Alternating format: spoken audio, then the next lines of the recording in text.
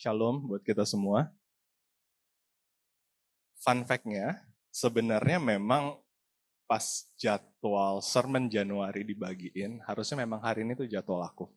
Cuman waktu itu bilang sama Bang Richard, Bang kayaknya nggak dulu deh, Januari belum tentu kayaknya hati tuh lagi siap untuk melayani. Jadi akhirnya diganti sama Pendeta Taufik. Nah, lalu di hari Kamis kemarin ya, di hari Kamis kemarin mendadak kita dapat kabar bahwa Pendeta Taufiknya berhalangan.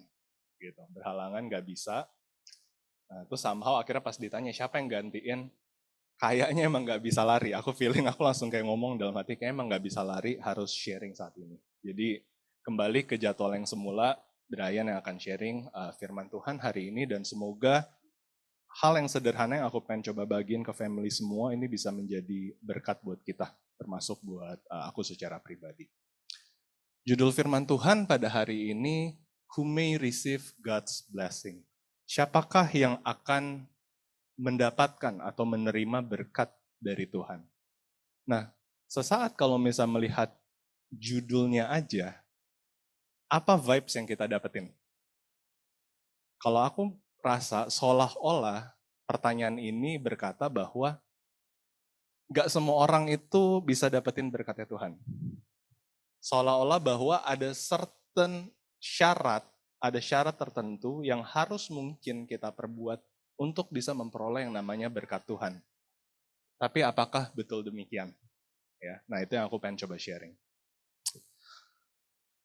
Berbeda dengan religion lain, menggambarkan relation umat dengan Tuhannya.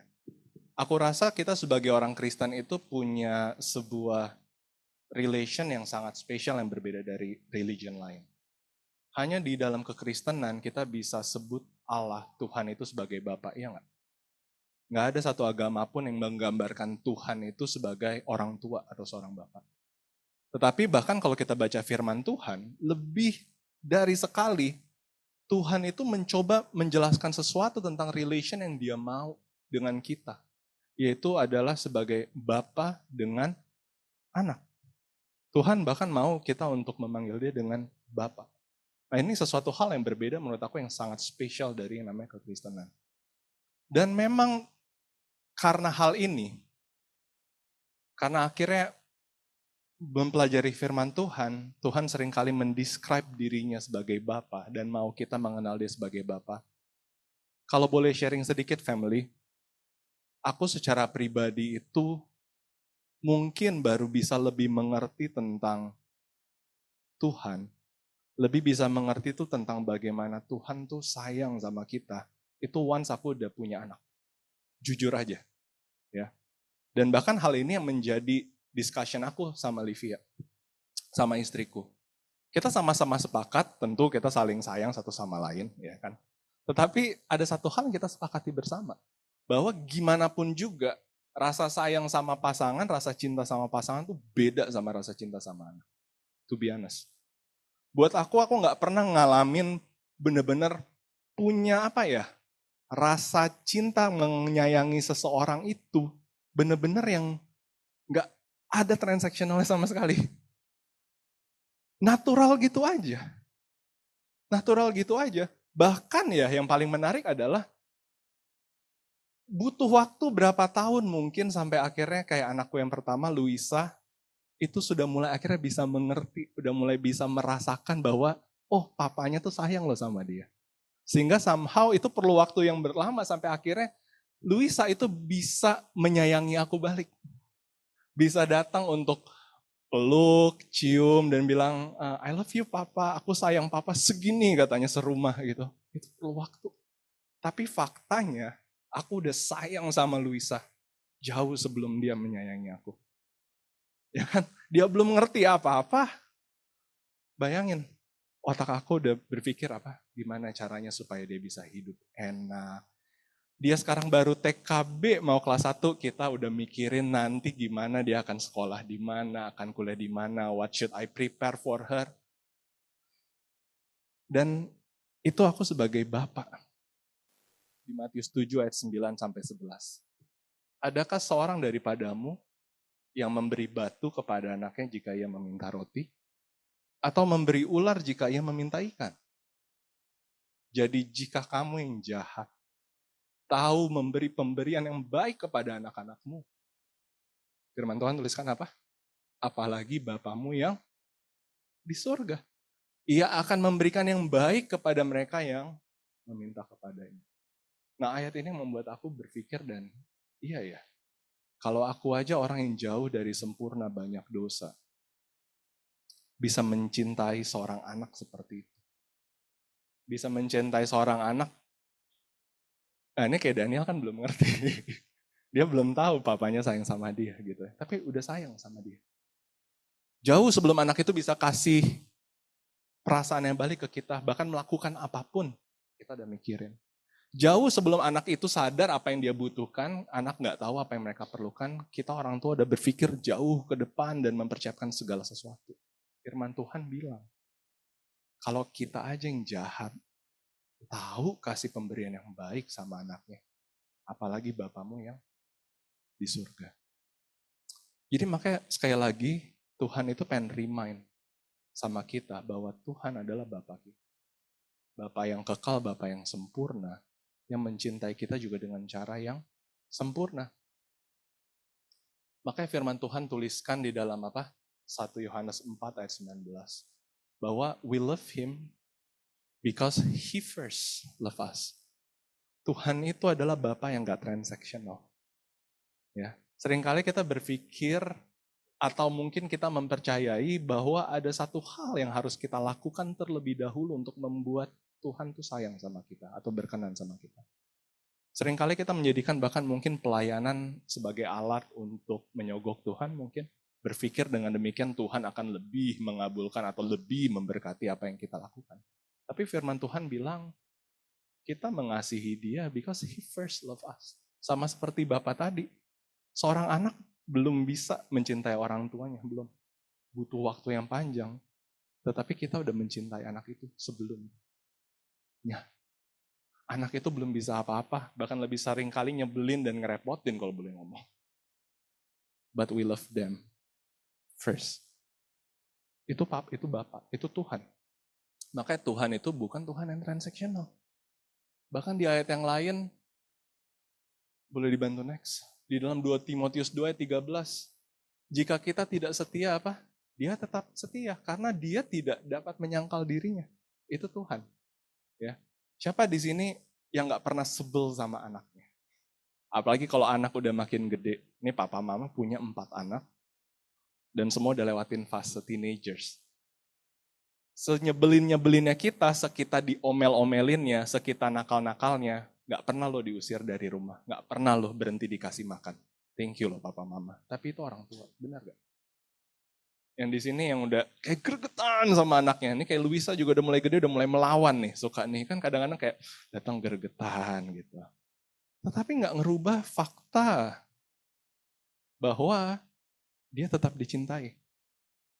Nggak ngerubah fakta kalau gak jadi serta-merta, oke dengan demikian Luisa mulai besok nggak makan, mulai besok papa nggak sekolahin, mulai besok kamu nggak boleh ini. Enggak. Makanya sama, Tuhan juga seperti itu. Walaupun kita sering kali anak-anak yang menyebalkan, kita sering kali nggak setia, firman Tuhan bilang, dia tetap setia. Karena dia nggak bisa menyangkal, Tuhan tuh nggak bisa deny feeling dan identitasnya bahwa dia adalah kasih. Dan kasihnya tuh segitunya sama kita. Kembali lagi ayat ini mengingatkan kita bahwa Tuhan nggak transactional.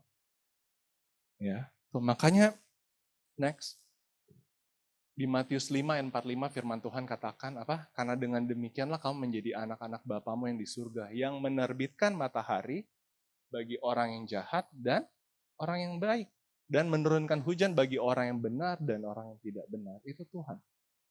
Makanya kembali kepada judul who may receive God's blessing. Kalau buat aku pribadi adalah sebenarnya pertanyaan yang kalau kita baca Alkitab dan kita mendalami udah gak usah dijawab. Sesungguhnya dari kita sebagai anak-anaknya Tuhan, pasti menerima berkat dan pasti diberkati oleh Tuhan. Ya. Gak cuma sekedar materi, tapi yang paling penting di dalam Yohanes 3 ayat 16, boleh bantu next. Sebab begitu besar apa? Kasih Allah kan dunia sehingga ia telah mengaruniakan anaknya yang tunggal supaya setiap orang yang mau percaya Nggak binasa. Melainkan beroleh hidup yang kekal. Itu Tuhan. Tuhan memberkati secara global. Semua dia cintai, semua dia kasih. Tuhan mati buat semua. Tuhan Yesus mati buat yang sekalipun menangkap, mengolok, menganiaya. Yes, Tuhan mati tetap buat mereka. Itu Tuhan. Buat kita. Nah, seringkali cuman kenapa akhirnya yang menjadi dilema adalah family, ternyata bukan kepada sebenarnya Tuhan tuh memberkati kita atau enggak. Karena faktanya kalau kita baca Alkitab, bahwa tadi Tuhan adalah Bapa, dia nggak transaksional, dia mengasihi kita jauh sebelum kita mengasihi dia. Dia akan tetap mengasihi kita terlepas dari gimana pun tindakan kita sama Tuhan. Tuhan nggak pernah berubah. Dan Tuhan mati buat kita semua. Tetapi sepertinya hal ini tuh nggak cukup. Itu yang menjadi masalahnya. Pertanyaan terbesar di dalam hidup, kalau kita tahu bahwa Tuhan sesungguhnya memberkati semua orang, dilema terbesar adalah pertanyaan ini. Tetapi mengapa kita merasa tidak diberkati Tuhan? Itu yang lebih pengen aku sharing kayaknya. Karena kalau cuma untuk menjawab pertanyaan, who may receive God's blessing, jawabannya sebenarnya khotbah udah selesai. Semua, titik. Betul nggak? Tetapi itu kan nggak membawa jawaban apapun. Karena kenyataannya seringkali yang kita rasakan tuh di dalam hati ini. Mengapa kita sering merasa tapi nggak diberkatin sama Tuhan? Aku sengaja meng-highlight, menggarisbawahi kata merasa. Karena melalui firman ini, aku pengen mencoba meng-counter bahwa semuanya itu betul-betul hanya yang perasaan aja. Karena faktanya, no. Tuhan memberkati dan mengasihi kita semua. Itu cuman kita seringkali merasa. Tapi kenapa kita bisa merasa seringkali nggak diberkati? Next slide. Untuk kita coba membedah, aku pengen bawa kita ke dalam perjalanannya bangsa Israel. Keluar dari tanah Mesir. Dan kita akan bisa melihat melalui bagaimana mereka melalui perjalanan ini, banyak yang bisa mungkin relevan dan relate sama kehidupan kita sehari-hari berjalan sama Tuhan. Kalau aku tanya sama family, sebenarnya berkat apa yang pertama kali mereka terima dari Tuhan melalui peristiwa perjalanan ini? Kan banyak banget tuh ya, mujizat yang dilakukan. Berkat apa yang pertama kali sebenarnya mereka terima dan terbesar? Perlepasan dari perhambaan. Iya, betul. Ya, kita kadang-kadang fokus langsung kepada berkat materialnya, oh tiang awan, tiang api, oh mana dipelihara. Tapi sebenarnya berkat nomor satu yang paling luar biasa, Tuhan rubah status budak menjadi orang yang merdeka. Dan untuk membebaskan mereka dari perbudakan itu, Tuhan gak tinggal diam. 10 tulah turun untuk betul-betul menunjukkan supremasinya Tuhan sehingga mereka bisa dibebaskan. Tapi gak cukup berkat secara spiritual kebebasan dari seorang budak menjadi orang yang merdeka. Dan dibawa perjalanan ke rumah mereka yang baru. Selama perjalanan pun Tuhan memberkati mereka dengan berkat-berkat yang sifatnya lahiriah, betul? Makanya perjalanan bangsa Israel tuh mirip sama kita. Don't forget bahwa the biggest blessing, aku rasa kalau kita dengar khotbah dari seri yang pertama dan kedua, the biggest blessing jangan lupa, Yesus mati buat kita. Bukan hanya sekedar berkat-berkat, jasmani, uang, makanan, tempat tinggal. Pengorbanan Yesus yang sudah mereverse kematian menjadi kehidupan yang kekal buat masing-masing kita. Tapi Tuhan tahu selama kita menunggu kedatangan yang kedua kali, kita juga perlu yang namanya berkat jasmani ya, betul? Ya, makanya mirip kayak perjalanan bangsa Israel. Jangan lupa bahwa sebenarnya berkat utama yang terbesar adalah ketika Tuhan bebasin dan rubah status mereka dari seorang budak menjadi orang merdeka. Tapi along the way perjalanan kita juga belajar bahwa Tuhan juga terus menyertai, boleh bantu next, memberkati mereka dengan apa ya? Hal-hal yang sifatnya jasmani. Contohnya apa? Yang pertama, tiang awan dan tiang api. Jangan lupa bahwa di dalam Keluaran 13 ayat 21 sampai 22, Tuhan itu selalu berjalan di depan mereka. Pada siang hari dalam tiang awan untuk menuntun mereka di jalan, dan pada waktu malam dalam tiang api untuk menerangi mereka sehingga mereka dapat berjalan siang dan malam. Nah ini yang apa? Ayat 22 yang paling bagus. Dengan tidak beralih. It means dengan tidak beralih apa? Gak pernah berhenti. Tetap tiang awan itu tetap ada pada siang hari dan tiang api pada waktu malam di depan bangsa itu. Gak peduli no matter what. Sampai mereka tiba selama perjalanan 40 tahun itu. Tuhan gak pernah beralih. Selalu menyertai langkah demi langkah melalui tiang awan dan tiang api. Lalu selain tiang awan dan tiang api apalagi? Orang Israel makan mana 40 tahun lamanya selama perjalanan. Tiap hari Tuhan gak pernah bosan turunin mana untuk supaya mereka bisa hidup dan makan. Itu Tuhan. Sampai mereka tiba di apa? Tanah yang dijanjikan itu ya. Mereka makan mana sampai tiba di perbatasan tanah Kanaan. Jadi ini God's provision. Tadi gak transactional, kita tahu along the way story-nya bangsa Israel tuh nyebelin banget. Sering banget marah, sering banget nagging sama Tuhan. Tetapi dikatakan apa? Provision-nya Tuhan itu nggak berubah. Nggak serta-merta karena ngelawan balik lagi ke Mesir jadi budak. Tuhan ngambek. Enggak. Salvation-nya tetap ada. Misi Tuhan untuk tetap bawa keluar ke tanah Kanan itu nggak berhenti. Dan Tuhan juga nggak berhenti loh memberkati dengan tiang awan, tiang api, dengan mana setiap hari. Nah, tetapi ini tadi, kenapa mereka masih sering ngerasa nggak diberkati sama Tuhan? Lebih dari sekali kita kalau baca di firman Tuhan, pertama kali ketemu Laut Merah dikejar sama Firaun, mereka bilang apa? Tuhan membawa kami keluar dari tanah Mesir untuk membunuh kami, bayangkan. Gak ada air. Wah, Tuhan ingin kami mati kehausan. Lebih baik kami di Mesir aja. Mirip ya sama kita. Nah kenapa akhirnya bangsa Israel ini sering merasa kayak Tuhan lu gak memberkati, kayak Tuhan jahat. Tuhan tuh pengen gue tuh susah gitu. Nah kenapa kita juga sering merasa gitu? Pertama, alasan pertama. Berkat yang Tuhan berikan itu berbeda dari berkat yang kita harapkan. Itu seringkali menjadi alasan pertama kenapa kita ngerasa gak diberkatin. Ada cerita menarik, Desember kemarin pas lagi Christmas, aku dan Livia mau kasih surprise ke anak-anak. Mau beliin mereka kado. Nah ini dilema terbesar pas kasih kado ke anak-anak. Kita tahu sebenarnya apa yang mereka perlu. Kalau sebagai orang tua dengan mungkin uang 500.000, 1 juta mau beliin kado anak, aku lebih ikhlas beliin baju mungkin, beliin sepatu mungkin, tahu pasti akan lebih kepake. Males beliin mainan karena udah tahu paling Luisa main-mainan itu sehari 2 hari lah, bosan. Buktinya sekarang kadonya udah gak dimainin, ya kan? Tetapi aku tahu gitu kadang-kadang kalau misalkan mau bikin si Luisa happy pas buka tuh yang kayak wow, terpaksa kita harus kasih yang dia mau bukan yang dia perlukan.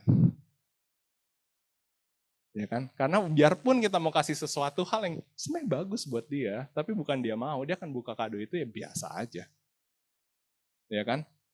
Di sini beberapa kayak teman-teman kantor atau bilang lihat kayak akan aku suka sneakers family. Jadi Luisa, Daniel juga hobi bapaknya kasih mereka sneakers yang keren buat aku gitu. Anakku mah nggak ngerti. Nggak ngerti, dia belum ngerti bahwa tuh papanya kasih pemberian yang bagus sampai orang bilang, ih keren ya, Luisa nggak ngerti. Dia nggak happy, biasa aja kalau dikasih sepatu. Tapi kalau kasih mainan sekarang, apa ya namanya tuh? Unicorn. Ya, unicorn kayak gitu, oh dia happy sekali. Nah ini sama kayak kita kadang-kadang. Seringkali kenapa kita ngerasa nggak diberkatin sama Tuhan? Bukan kepada Tuhan berkatin kita apa enggak. Cuman seringkali ekspektasi kita tentang berkat itu yang berbeda. Contohnya dari perjalanan bangsa Israel. Next slide. Di Bilangan 11 ayat 4 sampai 6. Orang, aduh ini agak kasar, tapi ini ayat Alkitabnya ya. Orang-orang bajingan yang ada di antara mereka kerasukan nafsu rakus dibilang. Dan orang Israel pun menangislah pula serta berkata, siapakah yang akan memberi kita makan daging? Kita teringat kepada ikan yang kita makan di Mesir dengan tidak bayar apa-apa. Tidak bayar apa-apa. Ya, padahal mereka budak ya. Kepada mentimun dan semangka, bawang pre, bawang merah dan bawang putih. Tetapi sekarang kita kurus kering. Tidak ada sesuatu apapun. Kecuali mana ini saja yang kita lihat. Bangsa Israel nagging sama Tuhan minta daging. Tuhan jahat gak kasih daging. Aku maunya daging. Ini cuman ada mana. Tadi kan, Tuhan memberkati mana, mereka hidup, mereka makan. But it's not enough. Bukan itu yang mereka expect. Yang mereka expect adalah Tuhan baik kalau Tuhan kasih daging. Nah itu alasan seringkali pertama yang aku coba relate. Seringkali kenapa gak bersyukur sama Tuhan. Kenapa seringkali ngerasa gak diberkatin sama Tuhan. Karena konsep berkatnya beda. Next slide.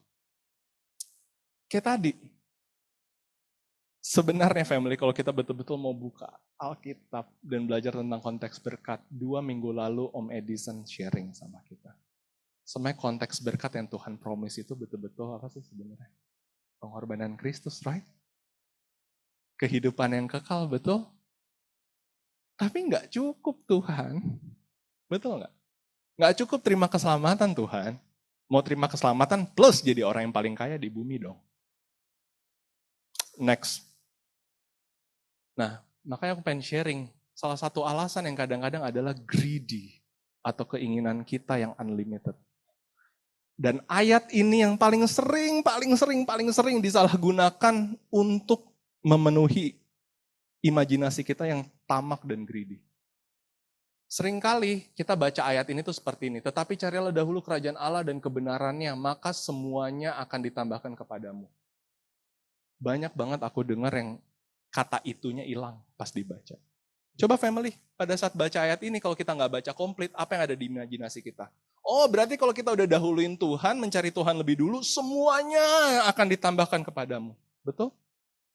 Tapi jangan lupa loh, itu katanya semuanya itu. Aku pernah sharing ini ya, kalau ada yang masih ingat.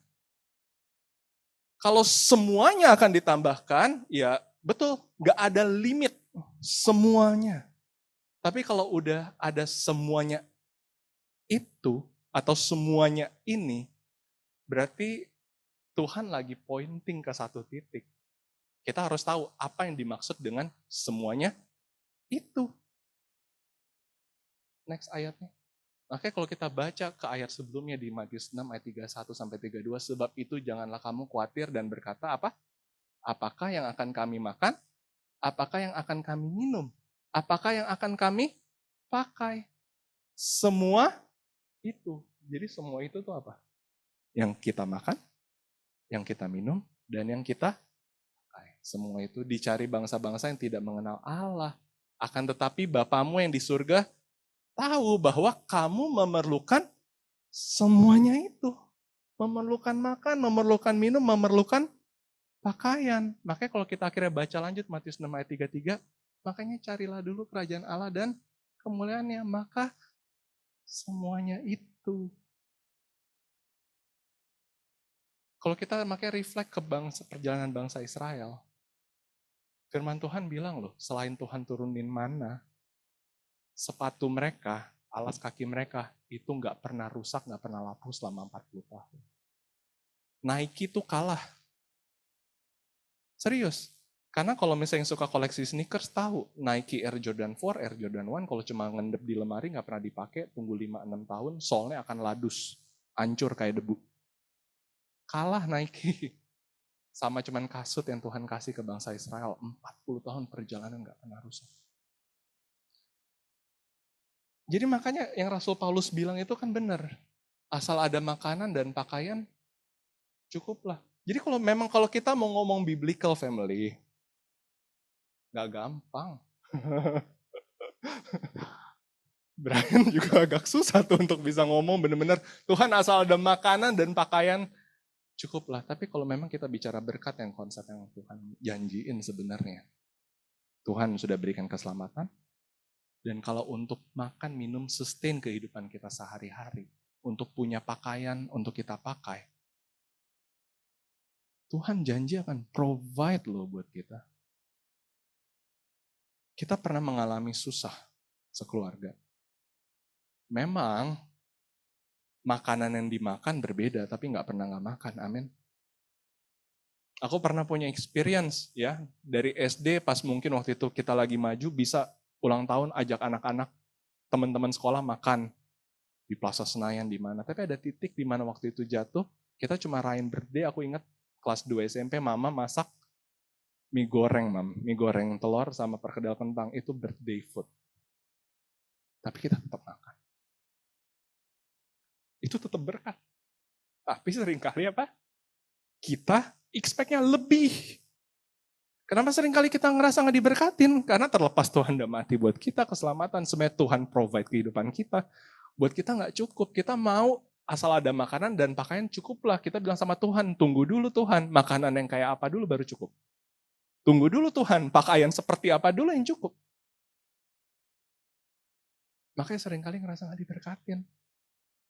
Udah dikasih Tuhan lebih, punya rumah, tunggu dulu Tuhan, rumah yang kayak apa dulu. Rumah sendiri atau rumah kita masih sewa.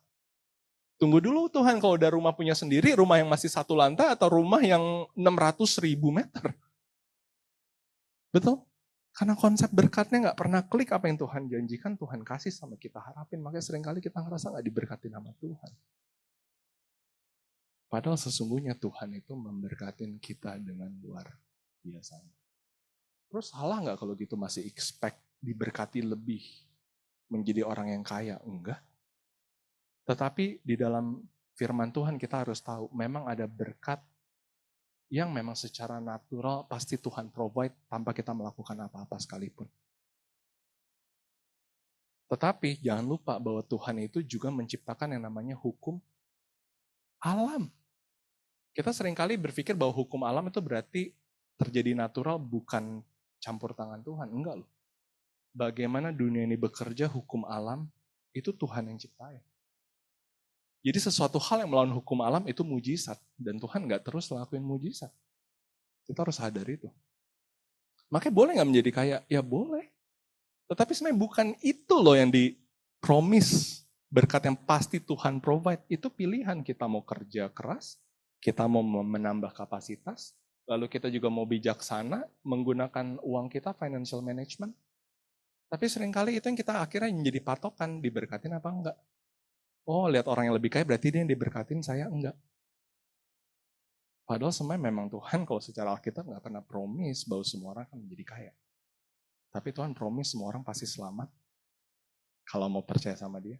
Dan Tuhan promise pasti hidupmu akan dipelihara. Sadly but true. Ya. Tapi seringkali tadi ambisi, greedy-nya kita, konsep berkat kita yang berbeda.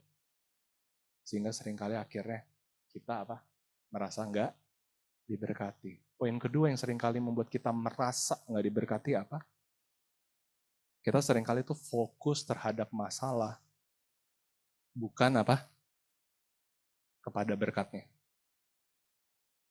Pernah nggak lagi duduk makan di satu tempat, lagi enak nih, enjoy, makan, ngobrol, ya kan? Mendadak kita dengar satu suara yang besar, kayak sesuatu hal yang jatuh. Refleks pertama kita biasanya apa? Pasti langsung nengok, mau cari tahu di mana. Ke-distract. Betul nggak sih? Fokus kita pindah. Mencari tuh bunyi berisik dari mana. Ya kan? Atau cowok biasanya jokes di kamar mandi, lagi enak-enak buang air kecil, mendadak dengar suara kentut. Biasanya mulai kepo tuh. Siapa yang kentut gitu kan? Melihat kanan kiri.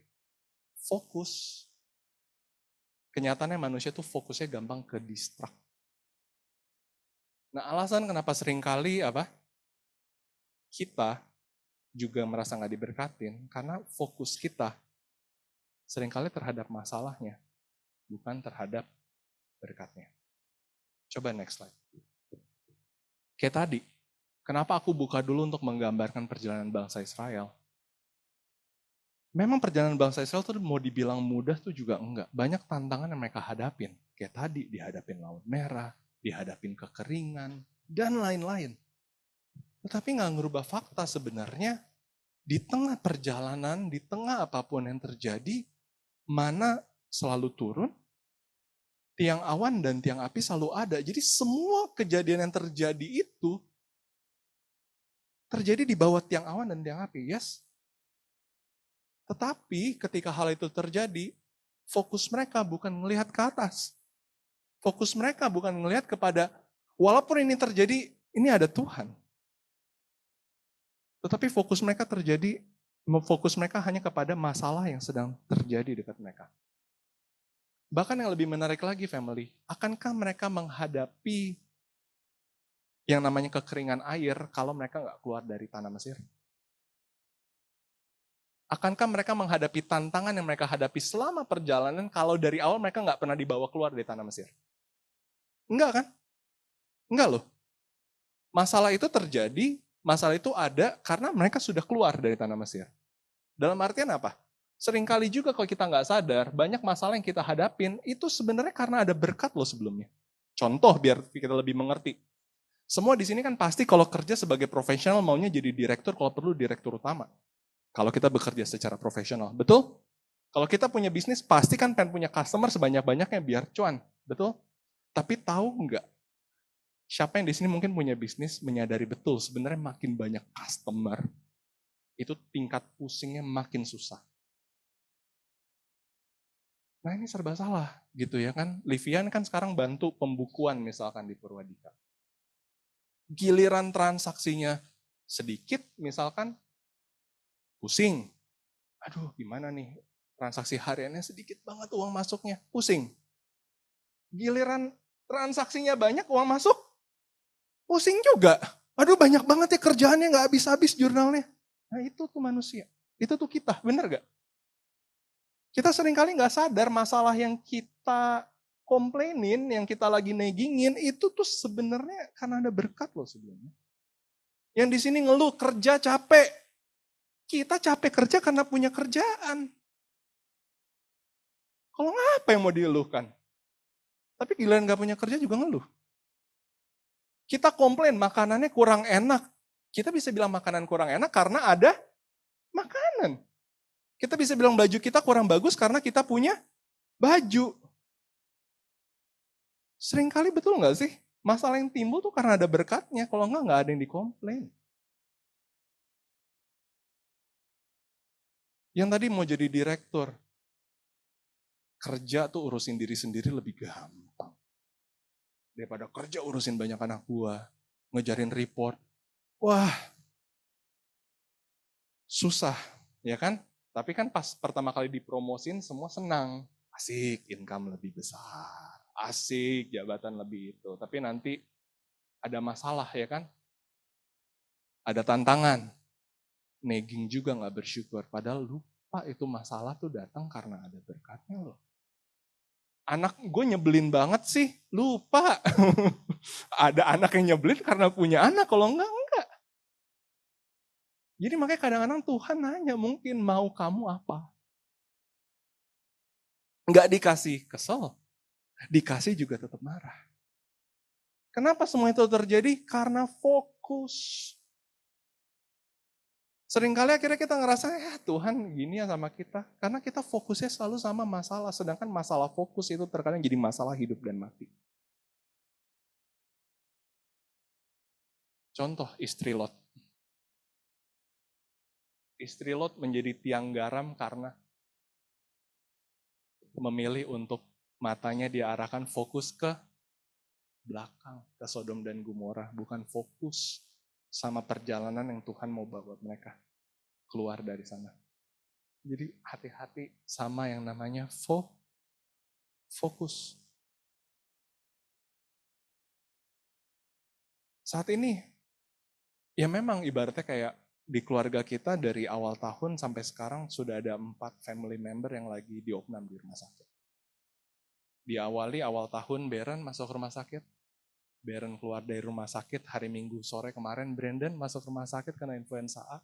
Puji Tuhan udah ikut kebaktian nih di sini sekarang, sudah keluar. Brandon keluar dari hospital, kamar yang bekas Brandon diisi sama IJ, kena influenza A. Dan kemarin malam Madeline juga masuk hospital influenza. Jadi makanya Cimendi sekarang lagi jagain anak 2. Masalah? Masalah. Tetapi di satu sisi, Brandon bersyukur Brandon ada uang selama ini bayar insurance. Walaupun sakit tetap masih ada berkat loh. Yang bisa kita ngelihat. Apalagi Brandon yang rasain selama di rumah sakit. Tinggal kadang-kadang tergantung sama fokus. Memang nggak gampang. Karena tadi pada dasarnya kita sebagai manusia itu gampang ke distrak. Pasti. Lagi makan enak di tempat mewah apapun, dengar piring pecah, makanan enak mewah itu akan kita tinggalkan for a while untuk kepo apa yang terjadi. Itulah manusia. Tetapi yuk punya kesadaran lebih untuk jaga fokus. Bahwa di situasi yang sulit sama seperti bangsa Israel, kalau mau coba fokus, mereka akan menyadari bahwa Tuhan tetap ada loh, nggak kemana-mana. This is part of the journey dan pasti, apalagi kalau kita mau flashback, fokus kembali ke pengalaman di masa lampau, harusnya kita bisa lebih percaya bahwa this too shall pass. Itu yang selalu Mama bilang, this too shall pass. Ini juga pasti akan lewat. Karena selalu ada Tuhan yang nggak pernah tinggalkan. Sama seperti ketika Elisa, ya hamba Elisa Gehazi, menjadi begitu takut ketika tentara Aram itu udah mengepung kota di mana mereka berada. Takut. Tetapi doa Elisa cuma sederhana. Tuhan buka mata hambaku. Ya. Dan ketika Tuhan buka mata, Gehazi melihat bahwa terlepas dari begitu banyak tentara Aram yang mengelilingi kota, ternyata ada tentara malaikat Tuhan yang jauh lebih banyak. Dan ketika fokus itu berubah, maka apa yang kita lakukan, apa yang kita pikirkan juga ikut berubah. Jadi alasan kedua, kenapa kita seringkali mungkin merasa nggak diberkati? Fokusnya. Memang susah, tapi kita harus sama-sama latih untuk coba fokus, bukan sama masalahnya. Nah, alasan ketiga, kenapa kita seringkali merasa nggak diberkati? Ini aku pinjem termsnya Cimendi, sudah hilang sparks sama berkat. Nah, maksudnya apa sih sudah hilang spark sama berkat? Jadi nggak apa-apa orang yang nggak ada. Sharing dikit. Ada selalu hal yang aku lucu, karena secara rutin mungkin berapa bulan sekali Cimendi akan datang ke kantor, bawa koper, dan jualan pre-love bajunya dia. Kenapa Ci dijualin masih bagus? Selalu jawabannya dia bilang, udah hilang sparks. Tapi emang benar, akuin aja. Pas punya mobil baru, happy-nya bukan main. Tunggu berapa bulan, biasa aja. Betul? Pas pertama kali beli baju baru, senangnya bukan main. Lama-lama biasa aja. Beli handphone baru sama, punya sepatu baru juga sama. Ada titik di mana makanya katanya cewek lemarinya udah full, pas mau pergi masih bilang, aku nggak punya baju. Nah itu kata Cimendi itu karena sudah hilang sparks gitu. Nah, seringkali yang aku rasa kenapa kita ngerasa diberkati, kita juga bisa hilang spark sama berkat. Maksudnya apa? Aku pengen share next slide. Family pernah nonton nggak film ini? Richie Rich. Ini film pas zaman VCD dulu. Ini Brian nonton ulang-ulang. Karena bantu daydreaming kan, wah gila. Apa ya, anak orang paling kaya di dunia. Yang menarik apa? Richie ini lahir di keluarga yang kayaknya nomor 1 cerita di dunia. Next. Rumahnya yang dipakai di syuting di film ini rumahnya ini baru sebagian kecil, masih ada halaman belakang. Ada Mount Richmond di belakangnya. Kalau pernah nonton film gede banget. Luar biasa. Next. Ini nih, hayalan anak kecil. Di dalam rumahnya ada McDonald pribadi. Dahsyat gitu ya. Tinggal lapar, tinggal ambil. Terus apa lagi? Di dalam rumahnya ada jet coaster, roller coaster. Nah yang menarik adalah Richie, buat seorang Richie, ini tuh biasa. Karena dia lahir dengan kondisi seperti itu, dia lihat McDonald tiap hari nggak disentuh, bahkan sama dia udah bosen kali. Ya nggak? Jet coaster dibilang, waktu kalau nonton film ini, jet coasternya pemberian papanya buat hadiah Natal, tapi ya gue juga jarang pakai anyway sih.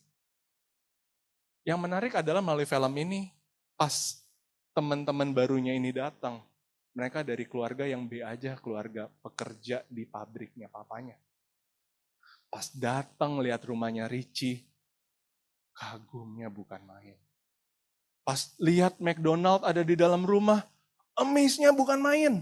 Pas lihat ada roller coaster, shocknya bukan main. Tapi buat Richie, biasa aja. Sadar nggak family, seringkali kenapa kita ngerasa nggak diberkatin? Karena bisa jadi hidup kita tuh udah terlalu diberkatin loh sama Tuhan. Sampai berkat yang sebenarnya buat mata orang lain tuh luar biasa, buat kita udah biasa aja. Karena selalu biasa kita pengen yang lebih. Nggak cukup. Itu sangat kedagingan, sangat kemanusiaan banget itu. I remember, cita-citaku dari SMA dulu pengen punya Onitsuka Tiger sepatu. Buat aku itu cita-cita, karena nggak gampang. Baru kesampaian anniversary pertama sama Livia ya, kita pergi ke Malaysia, beli sepatu Onitsuka Tiger harga 1,3 lagi promo. Punya, seneng banget. Akhirnya gue punya apa yang gue mau dari SMA. Belinya juga masih merinding-merinding saat itu karena ya masih berjuang. Mohon maaf sepatunya sekarang udah gak tahu di mana.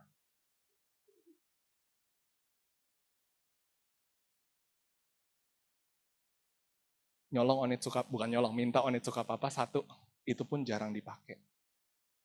Udah bukan Onitsuka yang bikin Brian Spark sekarang. I want more. Gue mau sneakers yang lebih. Collab sneakers, stok yang langka, yang orang lihat bikin, wow, kebeli, pakai seneng, pakai terus. Sebulan, udah pengen lagi yang lain. Human? Seringkali akhirnya kenapa ngerasa gak diberkatin? Karena seringkali kita sudah hilang sparks. Sama berkat yang regular kita pakai, we want more. Seolah-olah masih gak cukup. Kita lihat orang juga ada yang lebih, we want more. Kita mau kayak mereka. Akhirnya lupa, tadi udah hilang fokus, bukan kepada masalah aja, kepada berkat yang orang punya. Kita compare diri sendiri, jadi rendah diri, ngerasa kurang disayang, ngerasa kurang diberkati. Plus tadi, akhirnya yang kita udah punya buat kita biasa aja. We want more. Masalah. Next. Sama kan seperti bangsa Israel tadi. Bayangin family. Sebagai orang yang pertama yang gak pernah menyaksikan ada roti turun dari surga. Kita sekarang lahir dalam kondisi makan buat makan ya harus berjuang. Gak pernah ada konsep di dalam kehidupan kita makanan turun dari surga. Pernah alamin di depan mata kita. Jadi kalau sekarang mendadak turun mana di tempat ini, kira-kira respon kita gimana? Wow, berkat! Mujizat! Thank you Tuhan. Tapi selama 40 tahun hal itu terjadi. Selama 40 tahun ada anak-anak bangsa Israel kayak Richie Rich tadi. Lahir udah dalam kondisi gitu. Tiang awan, tiang api bukan sesuatu hal yang baru. Dari mereka melek udah ada. Mana bukan sesuatu hal yang baru. Dari pertama kali mereka bisa makan, mana udah ada. Mereka nggak tahu bahwa semua itu udah melawan hukum alam pada dasarnya. They don't know. Buat mereka biasa aja. Karena sudah jadi regular. Makanya Tuhan bilang bersyukurlah dalam segala hal. Buat aku secara pribadi. Ada titik di mana mungkin tadi hilang spark sama berkat. Selalu always more. Kalau lihat sales report, omset perusahaan selama 1 bulan, kita sudah terbiasa dengan omset titik A. Sehingga ketika tutup bulan dengan omset yang sama, ya udah regular lah, memang sudah seharusnya lah kita di situ. Tapi 2024, ketika memang secara ekonomi global, ini adalah masa yang cukup sulit buat semua. Semua harus berjuang, semua harus putar otak, membanting strategi untuk bisa bukan berkembang, untuk survive. How?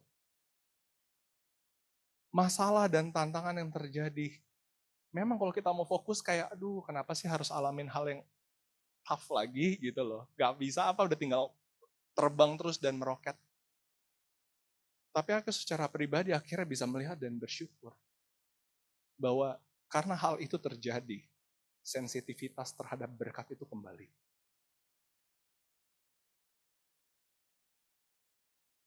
lihat pergerakan berapa ratus juta sehari mungkin udah tadinya biasa. Udah mulai ngerasa bahkan memang kita pantas untuk memperoleh itu karena bisnis kita, kualitas produk kita, marketing kita hebat. Tapi di titik itu, sekali lagi hati harus direndahkan. Berkat itu turunnya semua dari Tuhan. Memang marketing yang bagus, produk yang bagus bisa bikin kamu menghasilin income apa? No. Semua itu Tuhan. Dan akhirnya di titik yang berat untuk bisa ngelihat geser sehari berapa puluh juta aja. Bersyukur. Sampai ya ada titik di mana aku doa, Tuhan, geser sedikit aja 10 juta. Dikit lagi aja. Itu doa yang gak tahu udah terakhir kali kapan didoain.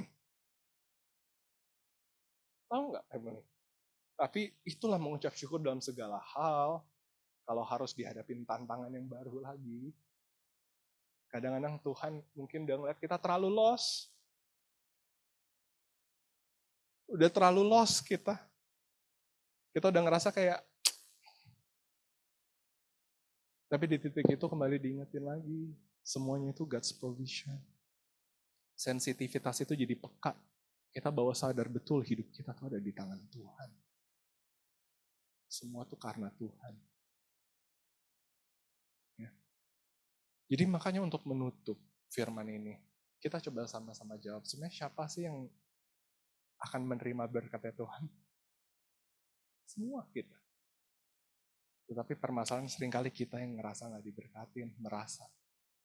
Dan 3 hal tadi yang seringkali membuat kita merasa kenapa kita gak diberkati, yes. Makanya sebelum aku menutup khotbah ini, menutup sermon ini, kali ini boleh keluarin handphone. Karena aku tahu gak ada kertas, gak ada pulpen, kita kurang. Boleh keluarin handphone, family masing-masing. Keluarkan handphone, buka aplikasi notes-nya.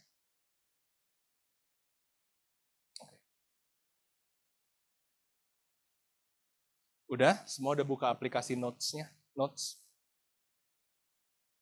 Ya, buka catatan, terserah mau catat dimanapun. Tapi ada something yang aku mau kita exercise semua. Di section pertama, it's okay, curhat sama Tuhan. Tulisin segala sesuatu hal yang kita ngerasa kita nggak diberkatin tuh kenapa. Tantangan yang lagi kita hadapin, hal yang bikin kita nggak happy, silakan tulis sepuas-puasnya. Setelah kita puas menulis hal itu semua, masuk ke section 2, berpikir sejenak, ganti fokus kita, ganti gear. Tulis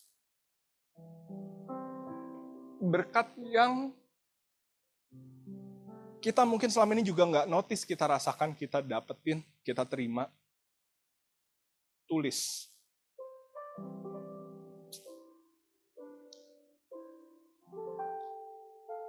Silakan jujur sama Tuhan, gak perlu munafik.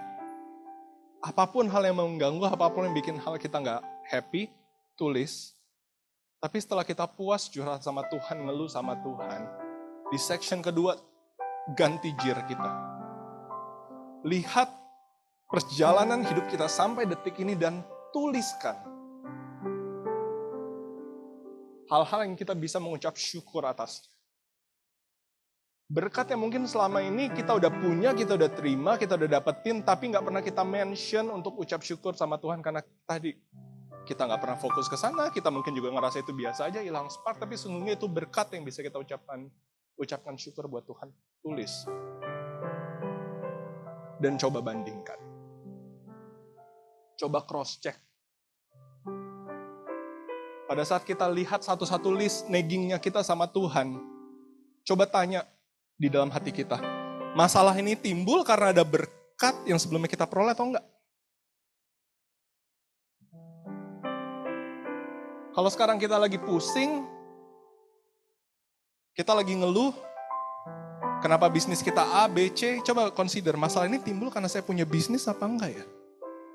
Masalah ini mungkin timbul enggak ya kalau aku enggak punya apa-apa? And I guarantee, saya berani jamin, gak mungkin kesimpulan kita hidup kita gak diberkatin. Gak mungkin. Makanya ada satu lagu lama, lagu himnal yang aku pengen kita nyanyiin bareng-bareng. Count your blessing. Apa? And name them one by one. Ini satu hal yang kita suka lupa. Kita cuma rajin ngitung masalah, kita suka lupa ngitung berkat. Dan kadang-kadang kita juga nggak detail, cuma ngerasa oh iyalah kita diberkatin, tapi nggak name them one by one. Tulis satu demi satu. Dan dibilang apa? Kita akan terkejut untuk melihat apa yang sudah Tuhan perbuat di dalam hidup. Amin. Boleh ditampilin lirik lagunya. Yuma, Nana. It's okay family, mau sambil lihat notes-nya, mau doa sama Tuhan, mau ikut nyanyi. Untuk kita coba belajar mulai detik ini untuk apa? Count our blessing and name them one.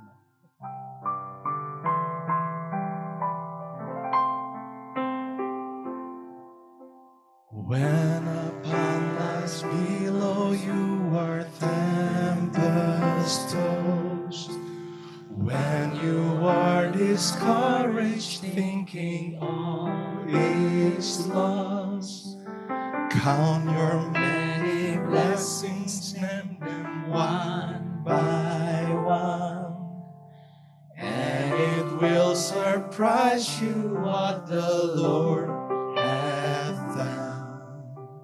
Count your blessings, name them one by one. Count your blessings, see what God hath done. Count your blessings, name them one by one.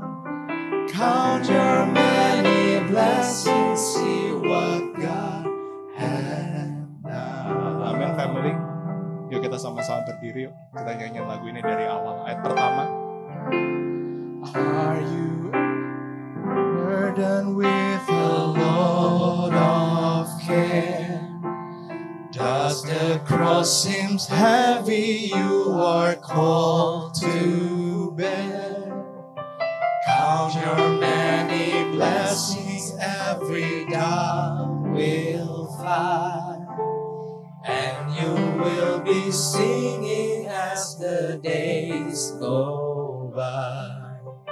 Count your blessings, name them one by one. Count your blessings, see what God hath done. Count your blessings, name them one by one. Count your many blessings, see what God hath done.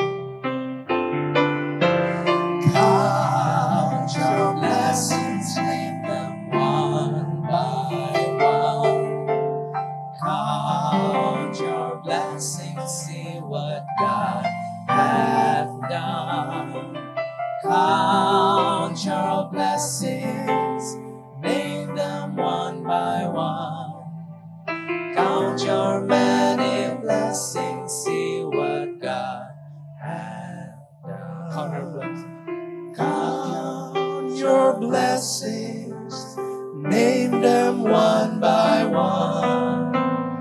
Count your many blessings, see what God hath done. Engkau setia,